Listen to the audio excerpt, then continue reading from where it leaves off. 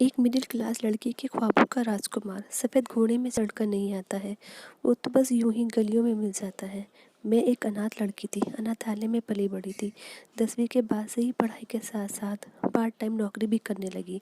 पढ़ाई में औसत थी। तन्हाई और दर्द तो जैसे कभी न जाने के लिए ही मेरे जीवन में आए थे।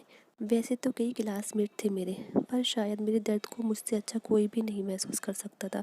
जिस लड़की की माँ न हो, बाप न हो, ना कोई बहन और ना कोई भाई, उसके लिए ज़िंदगी एक सज़ा से कम नहीं होती है। ना तो रोने के लिए कोई कंधा, न परेशानी हल करने के लिए किसी का साथ। उलझ कर रह गई थी मैं अपनी बेकार सी ज़िंदगी में। ना तो मुझे किसी से प्यार था और न मुझे किसी का इंतज़ार था। लेकिन वक्त को कुछ और ही मंजूर था। मैं 18 साल की हो चुकी थी। आगे की पढ़ाई करने मुझे दूसरे शहर में जाना पड़ा और साथ ही मैं पार्ट टाइम जॉब भी करने लगी। सप्ताह के 6 दिन क्लासेस और ऑफिस में बीत जाते थे और संडे थोड़ा आराम करके ख़त्म हो जाता था। तभी एक दिन मैं ज़िंदगी में एक नई मोड़ ली।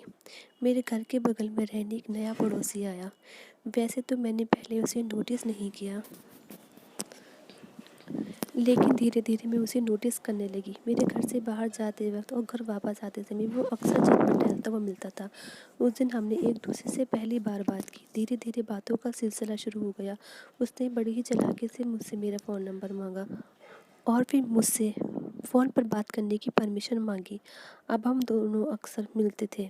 वो पढ़ाई में भी मेरी मदद करने लगा। जब मैंने पहली बार उससे आई लव यू कहा तो उसका चेहरा देखने लायक था। शायद वह नर्वस था और खुश भी। उसने मुझे महंगे महंगे गिफ्ट ला कर दिए।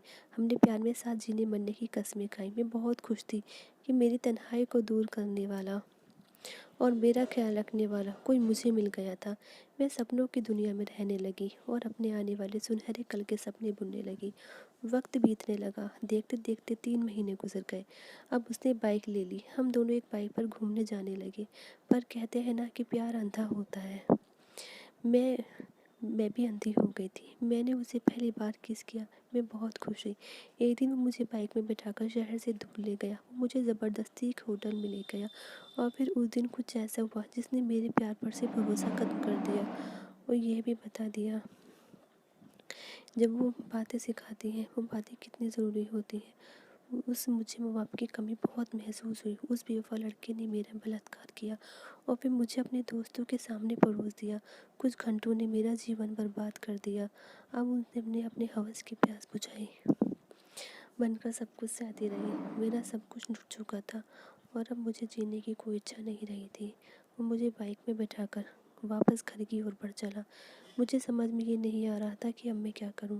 जब बाइक पुल के ऊपर से गुजर रही थी तभी मुझे ख्याल आया कि नदी में कूद जाऊं।